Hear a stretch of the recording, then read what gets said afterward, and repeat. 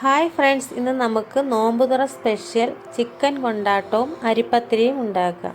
നമുക്ക് റെസിപ്പിയിലേക്ക് പോകാം. അതിനു വേണ്ടി ഒരു 5 സവാളയാണ് ചോപ്പറിലിട്ട് ചോപ്പ് ചെയ്ത് വെച്ചിരിക്കുന്നത്. 4-5 അല്ലി വെളുത്തുള്ളി ചെറുതായി മുറിച്ചതും,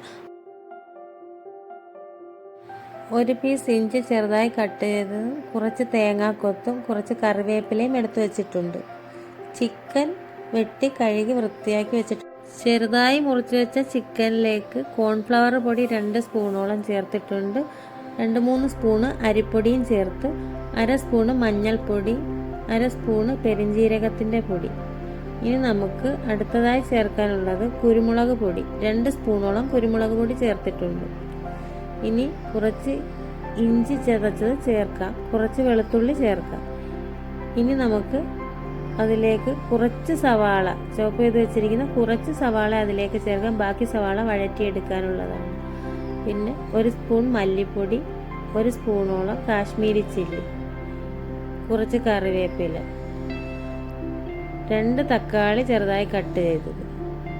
ഇനി നമുക്കതിലേക്ക് കുറച്ച് പച്ചമുളക് ചേർക്കാം. 3-4 പച്ചമുളക് കീറിയിട്ടിട്ടുണ്ട്.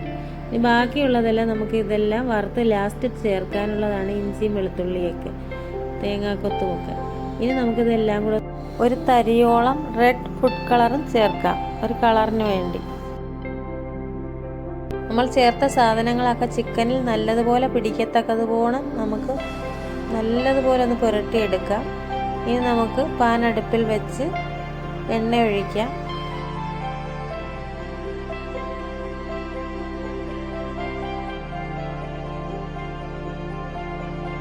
എണ്ണ നല്ലതുപോലെ ചൂടാകുമ്പോൾ നമുക്ക് കുറേശ്ശെയായി കോരിയിട്ടത് വറുത്തെടുക്കാം, ഫ്രൈ ചെയ്തെടുക്കണം.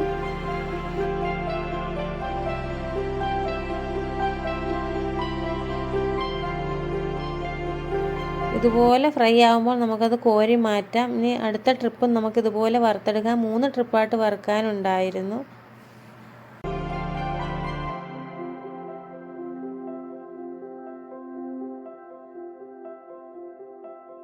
ഇനി നമുക്ക് ചിക്കൻ വറുത്ത് ബാലൻസ് എണ്ണയിലേക്ക് കുറച്ച് വറ്റൽമുളക് ഇട്ട് പൊട്ടിച്ചെടുക്കാം.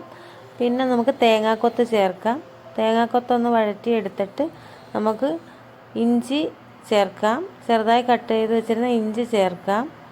ഇഞ്ചിയും തേങ്ങാക്കൊത്തും ഒന്ന് മൂത്ത് വരുമ്പോൾ നമുക്ക് കുറച്ച് പച്ചമുളക് ചേർക്കാം.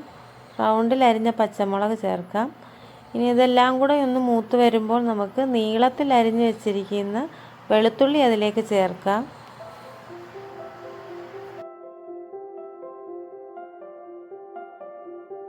ഇതെല്ലാം കൂടെ എണ്ണയിൽ കിടന്നൊന്ന് ഫ്രൈ ആയി വരുമ്പോൾ പ്രത്യേക മണമാണ്. ഇനി ഒരു തണ്ട് കറിവേപ്പില ചേർക്കാം. ഇനി നമുക്ക് നേരത്തെ ചോപ്പറിലിട്ട് അരിഞ്ഞു വെച്ചിരിക്കുന്ന ബാക്കി സവാള നമുക്കിതിലേക്ക് ചേർക്കാം. ഇത്രയും മതി. കുറച്ച് സവാള നമുക്ക് ലാസ്റ്റ് മുകളിൽ ഇടാൻ വേണ്ടി മാറ്റി വെക്കാം. ഇനി നമുക്ക് കുറച്ച് ടൊമാറ്റോ കച്ചപ്പ് ചേർക്കാം.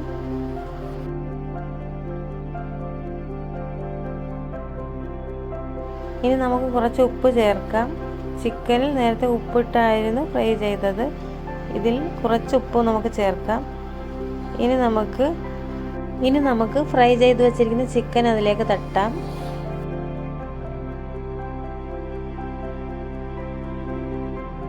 ചിക്കനും നമ്മൾ വറുത്ത് വെച്ച വെളുത്തുള്ളി, ഇഞ്ചിയും തേങ്ങാക്കൊത്തും എല്ലാം കൂടെ ഒന്ന് മിക്സാക്കി എടുക്കാം.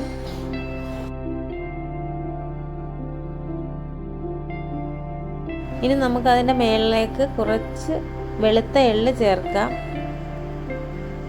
എല്ലാം കൂടെ ഒന്ന് ഇളക്കി മിക്സാക്കി എടുക്കാം. ഇനി നമുക്ക് സ്റ്റൗ ഓഫാക്കാം. ലാസ്റ്റായിട്ട് നമുക്ക് കുറച്ച് മല്ലിയില മുകളിൽ ചേർക്കാം. അങ്ങനെ നമ്മുടെ ചിക്കൻ കൊണ്ടാട്ടം ഇവിടെ റെഡിയായിരിക്കുകയാണ്.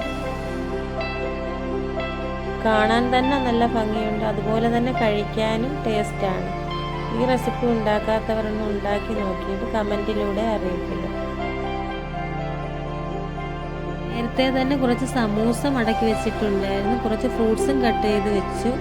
ഇനി നമുക്ക് പത്തിരിക്കുള്ള പത്തിരിയുടെ മാവ് കൈ പൊള്ളാതിരിക്കാനാണ് നമ്മൾ ഈ ബാഗിനകത്ത് ഇടുന്നത്. ഇനി നമുക്ക് ഇതിലിട്ട് തന്നെ അയച്ചെടുക്കാം. നമ്മുടെ കൈ ഒരു പൊടിയും പൊള്ളത്തില്ല. ഇങ്ങനെ നമുക്കിത് കുഴച്ചെടുക്കാം. വേഗം നമുക്ക് റെഡിയാക്കി എടുക്കാൻ പറ്റും. ഇനി നമുക്കൊരു കുഴൽ വെച്ച് എന്തെങ്കിലും വെച്ച് ഇത് ഇടിച്ച് അമർത്തിയെടുക്കാം. പെട്ടെന്ന് തന്നെ നമുക്ക് മാവ് അയച്ചെടുക്കാൻ പറ്റും. അങ്ങനെ നമ്മുടെ അരിപ്പത്തിരിയുടെ മാവിടെ റെഡിയായിട്ടുണ്ട്. ഇനി നമുക്ക് ഉരുട്ടിയെടുത്ത് പ്രസ്സിലടിച്ച് ചുട്ടെടുക്കാം. ചുടലും പരത്തലും എല്ലാം ഇവിടെ നടക്കുകയാണ്. അങ്ങനെ നമ്മുടെ നോമ്പുതുറ സ്പെഷ്യൽ അരിപ്പത്തിരിയും ചിക്കൻ കൊണ്ടാട്ടവും റെഡിയായിട്ടുണ്ട്.